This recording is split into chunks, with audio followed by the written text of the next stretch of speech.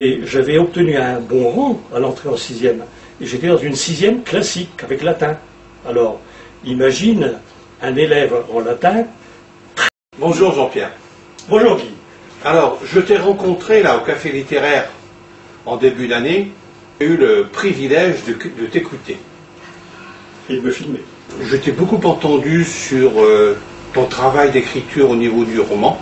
Beaucoup entendu également ton rôle de pédagogue, à savoir que tu as construit une méthode d'apprentissage pour permettre aux jeunes élèves que tu rencontrais en Picardie et en France, de leur donner accès à la langue française.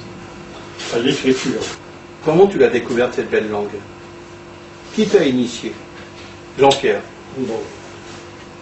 Parce que maintenant tu es devenu un homme de plume. Bon. Toi, Jean-Pierre Stekeves. Donc, pour répondre à ta question, il faudrait peut-être que je remonte carrément aux sources. Et pour moi, les sources, c'est l'école primaire. L'école primaire, j'avais de très bons résultats. J'étais le meilleur de ma classe. Et dans ma classe, il y avait le fils du maire du village, qui était le deuxième, qui était directement derrière moi.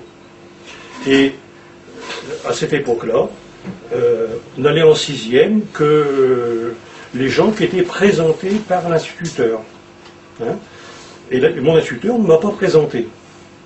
Et le maire du village a réagi, il a dit ben, il est meilleur que mon fils, pourquoi pas lui?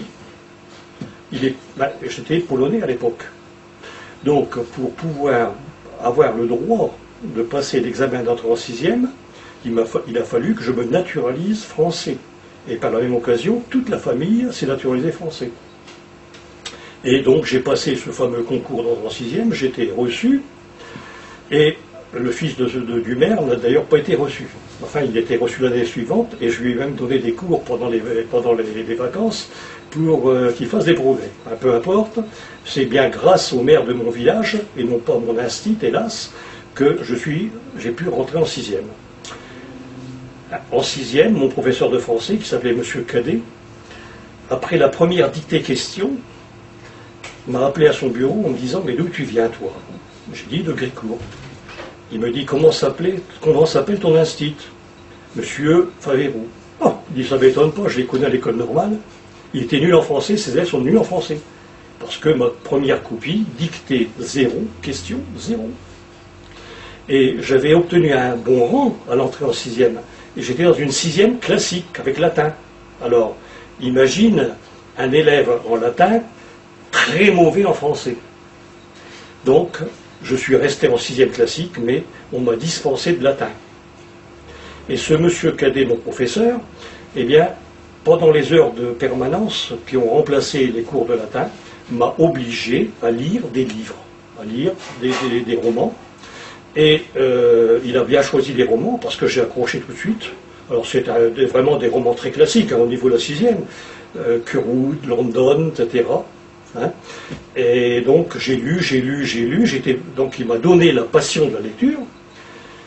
Et à la fin de la sixième, j'ai fait quand même quelques progrès en français. En cinquième, j'étais dans les premiers de la classe. Et à partir de la quatrième, j'étais même le meilleur en français, aussi bien en grammaire, conjugaison, qu'en orthographe, et surtout même en rédaction. Donc j'ai même commencé à cette époque-là à écrire un petit roman qui s'appelait, qui était un mélange des chasseurs de loups et des chercheurs d'or de James Oliver Curwood. Ça se passait dans le Grand Nord, etc. Disons, je réinvestissais donc les lectures qui m'avaient plu. Hein. Bon, ensuite, donc les études, le bac, etc.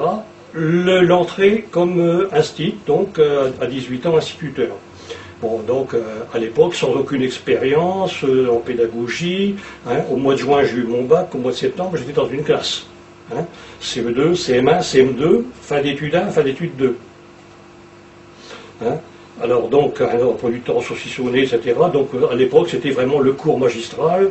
Hein, on parlait, les élèves n'avaient le droit que se taire.